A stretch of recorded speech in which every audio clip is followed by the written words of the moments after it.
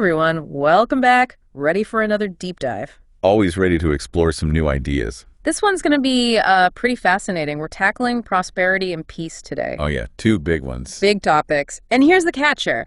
We're drawing all our insights from a single YouTube video. A single video, that's quite the challenge. But I think this one's up to the task. It's based on James Allen's book, From Poverty to Power. From poverty to power? Okay. I'm intrigued already. The Utopia Academy, they put this video together. They pull out all these super impactful excerpts. Nice. So we're not talking about winning the lottery or anything. No. This is way deeper than that. It's about inner transformation, the kind that leads to real lasting change. All right, sign me up. So where do we even begin with something as big as prosperity and peace? Well, Allen starts by tackling a pretty heavy concept. Okay, hit me with it. Evil. Evil. Well, okay, didn't see that coming. Yeah, I know, right? But hold on. Before you picture a Disney villain or something, remember we're talking philosophy here. Right, of course. Allen doesn't see evil as this outside force. It's not some monster lurking in the shadows. It's more like... Yeah, a shadow we create ourselves. Exactly. Through our thoughts and actions, like when we're out of alignment with what he calls the law of love. Law of love. Okay, so basically we're talking about acting out of sync with our true nature. Yeah, you got it. We have this inner compass. Yeah. And when we ignore it, we invite negativity into our lives. Okay, I can see that. But doesn't that kind of sound like blaming ourselves when bad things happen? Like, oh, it's my fault I got sick because I wasn't thinking positive thoughts enough. No, it's not about blame at all. It's about recognizing that we have way more power than we think. Okay, I like that. We can shift from feeling like victims to becoming creators of our own experience. It starts with looking inward and understanding, what we're putting out into the world. So change starts from within. I can dig that. And that leads us to another really cool concept. The world as a mirror. Ooh, that sounds deep. Allen says our inner state shapes our outer world. Everything we think, desire, even fear. It all gets reflected back to us in our circumstances. So if I'm constantly stressed and anxious, I'm more likely to attract stressful situations. Exactly. It's like our inner world creates a magnetic field, drawing in similar energy. If you're radiating joy and positivity, you're more likely to experience those things in your life. Okay, that makes a lot of sense. But it also makes you realize how important it is to cultivate those positive inner states. Right. And the cool thing is, Allen says we can create a happier world right now just by focusing on our inner world. We don't have to wait for external circumstances to change. So true happiness comes from within. I'm liking this guy already. Me too. He really flips the script on a lot of conventional wisdom. He does, but it's refreshing, Absolutely. Okay, so we've covered evil and the world as a mirror. What else is on the agenda for today's deep dive? Well, next up, we're going to tackle something that might seem a little contradictory to everything we've just talked about, giving up desire. Wait, what? Giving up desire? How can you have prosperity and peace without any desire? I'm officially confused. I know, it sounds counterintuitive, right? But trust me, it's worth exploring. It might just blow your mind. All right, you've piqued my curiosity. Let's dive in. Okay, so giving up desire. I'm still trying to wrap my head around this one. Yeah, it definitely challenges our usual ideas about, success and happiness. For sure. Isn't desire what motivates us, what pushes us to achieve things? He's not saying we should just become lifeless blobs with no ambitions. Okay, good. Because I have a few ambitions I'd like to hang on to. But think about it this way. How often do we finally get what we want? That new car, the promotion, whatever. And then... That doesn't actually make us happy. Exactly. It's fleeting. And then we just move on to wanting something else. It's like this endless cycle of craving, always wanting more. Okay, I see what you mean.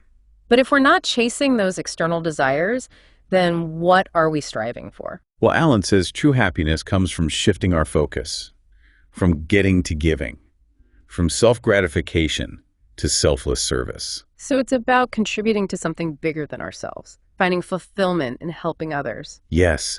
Think about the times you felt truly happy and fulfilled. I bet they involve connection, love, kindness. Yeah, actually, when I think about it, you're right. Those moments of genuine joy, they usually happen when I'm doing something for someone else. Exactly. And those experiences, they're available to us regardless of our external circumstances. It doesn't matter how much money we have or what we've achieved. Okay, I'm starting to see the appeal of this whole giving up desire thing. But let's be real. We're human. We're wired to want things.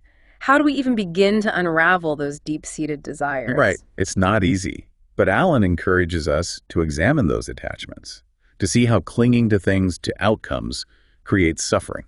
So it's about becoming more mindful, more aware of our thought patterns and how they're affecting us. Yes. And choosing to focus on something else, something more in line with our values and purpose, something that brings us true, lasting happiness. All right, I'm on board with that.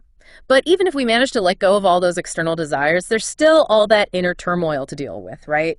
Anxiety, stress, fear. Oh, absolutely. And that brings us to another key aspect of Alan's teachings, cultivating inner peace. Inner peace. Sounds lovely, but is it even possible in this crazy world? It is.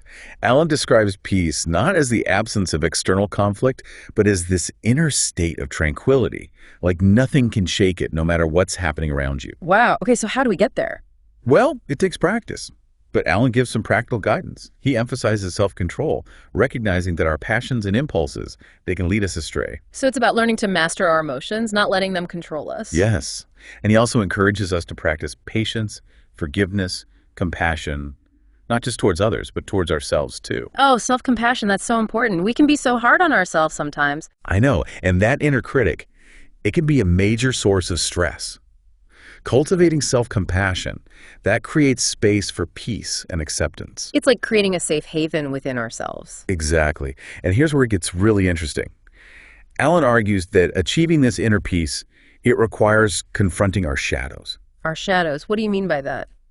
You know, the darker parts of ourselves, the selfish desires, the negative thoughts, the things that create disharmony within. So we don't just ignore them or pretend they don't exist. No.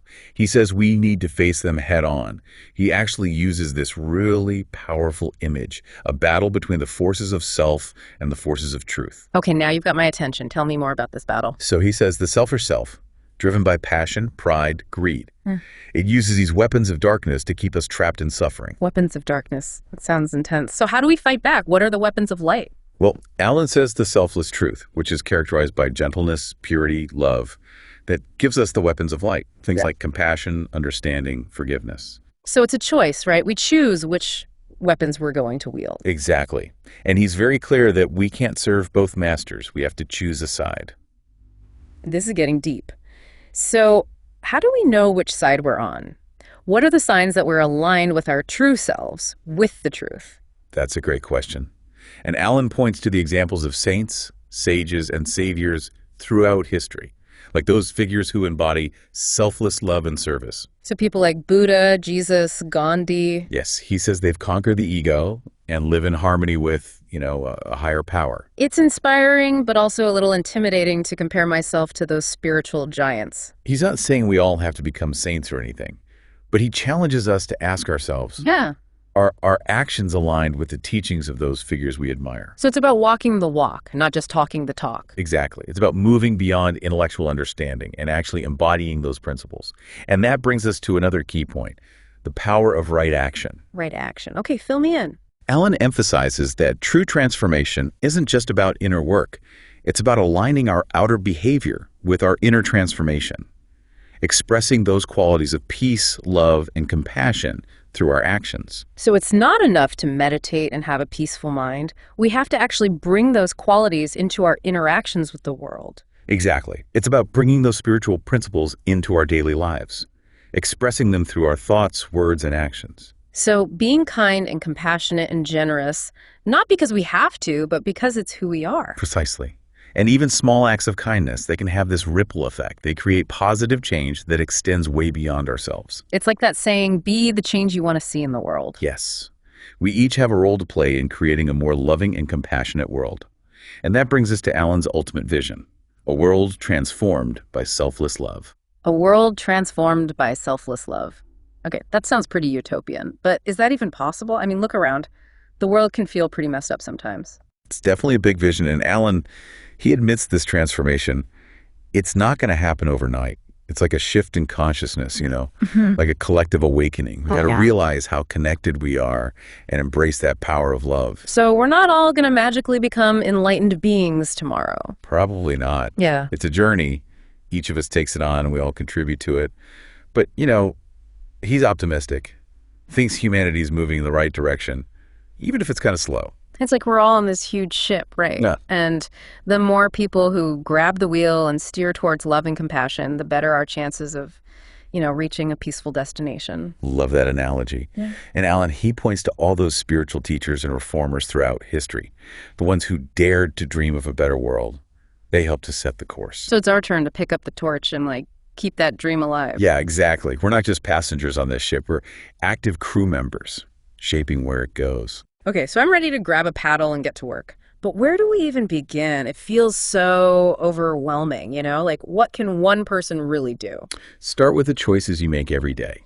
Simple things, like when something frustrating happens, do you react with anger?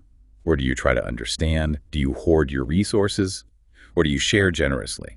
All these little actions, they add up. They contribute to the overall energy of the world. So it's not about waiting for some big, heroic opportunity. It's about making those small, conscious choices day after day. Exactly. Those little choices, they shift the balance. From fear and lack to love and abundance. It's powerful stuff. This has been amazing. I seriously feel like I have a whole new perspective on things. Like I can see my own role in creating a better world. Me too.